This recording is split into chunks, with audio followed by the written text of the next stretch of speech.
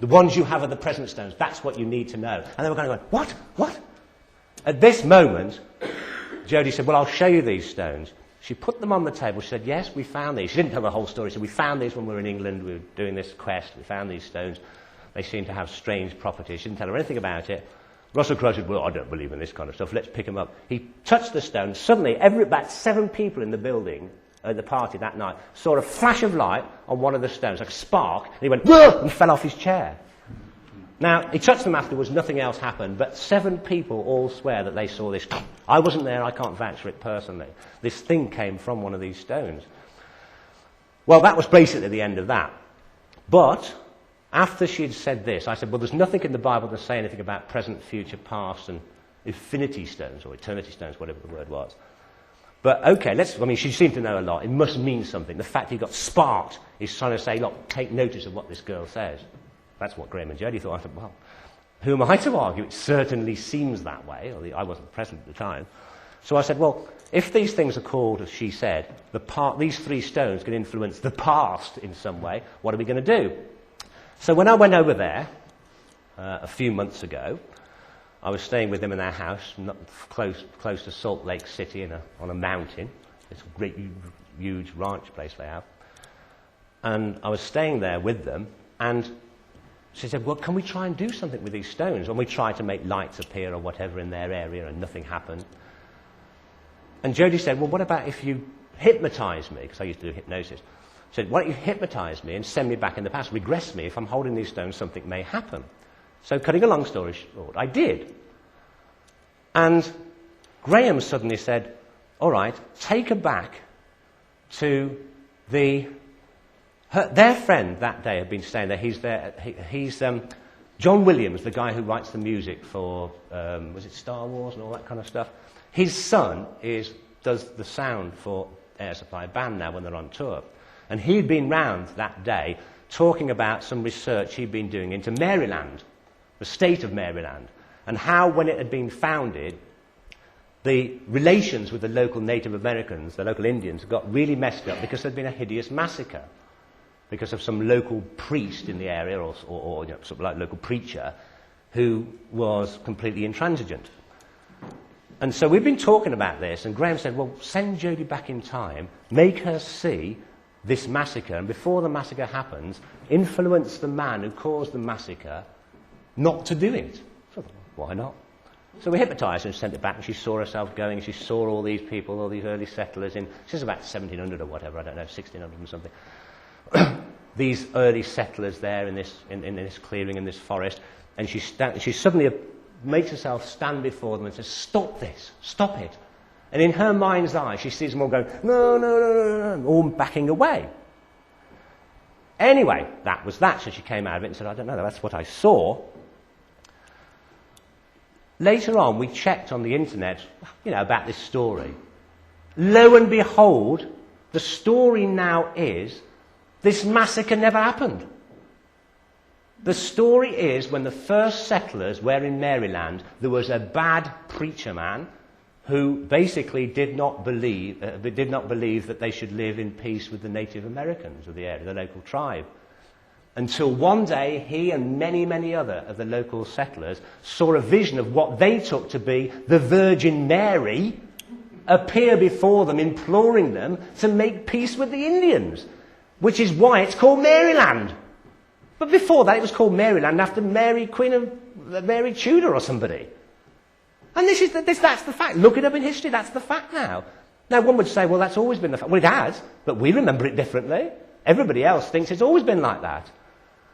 So we thought, oh, that's bloody bizarre. Right, okay. Okay, no. Okay, let us try and use these stones and go back, because, they live in the middle of Mormon country, right close to Salt Lake City in Utah, live in Mormon country, and they do not get on very well with the local Mormons, and they don't like them. And they said, let's try and change the Mormon religion and make it more friendly to us. Well, yeah, okay, let's start messing around with history. Hypnotised her again. She went back to see Joseph Smith, the founder of the Mormons, when he was first inspired by God to go and look for these gold tablets. And she went there, and then Graham had just gone out of the room when I was trying to hypnotise Jodie. He came back and he says, Well, tell them that God came from outer space. I said, all right then. So I said, Jody, you will tell Joseph Smith that God came from outer space. Now at that moment, Jody started getting really felt ill, so we didn't do it anymore. So we told them, so Jody said, right, Joseph Smith, God came from outer space, and then she vanished. Came back to the present. If you now read the story of Joseph Smith, he is visited by an angel. The angel, I think, is called Moroni. Jody said, I tried to say Jody, but Graham had come and I went, Jody. Which he had obviously heard as Moroni, if we had influenced the past. And lo and behold, the Mormons believe that God came from the planet Kolob.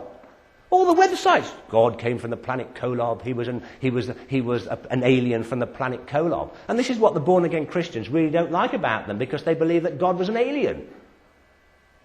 Well, they never believed that before. And we asked their local cleaning people who come round, but the local Mormons, and just the day before they were saying, oh no, I don't believe in aliens, blah, blah, blah. And I said, what do you think of aliens? Well, God was an alien. Well, he wasn't yesterday. Anyway, cutting a long story short, at this point, we decided it was not a very good job to continue messing about with time.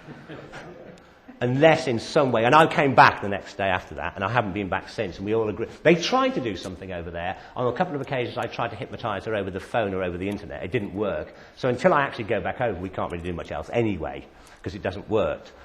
And there are the other stones, which are still hidden in the area around the Burton Dasset Hills.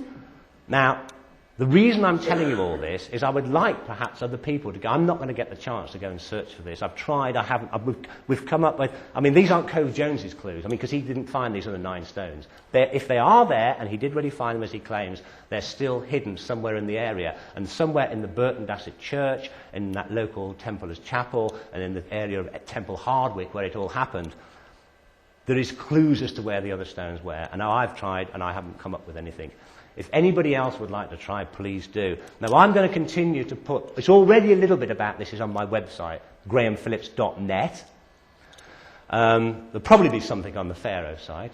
We can probably arrange for something on there. But certainly on my site, grahamphillips.net, there's already, in my news section, at the moment it's there, about how myself, Graham and Jody found these stones. It mentions all these places, Temple Hardwick, where they all are, Burton Dasset Hills, and so on and so forth. As the quest continues, or if anybody else can find out anything, I'll put it on my website, the ongoing quest. If you want to send me pictures, photographs, email me some pictures, I can put those on if you've come up with something, and let's see what we can do. Let's make this a worldwide internet quest.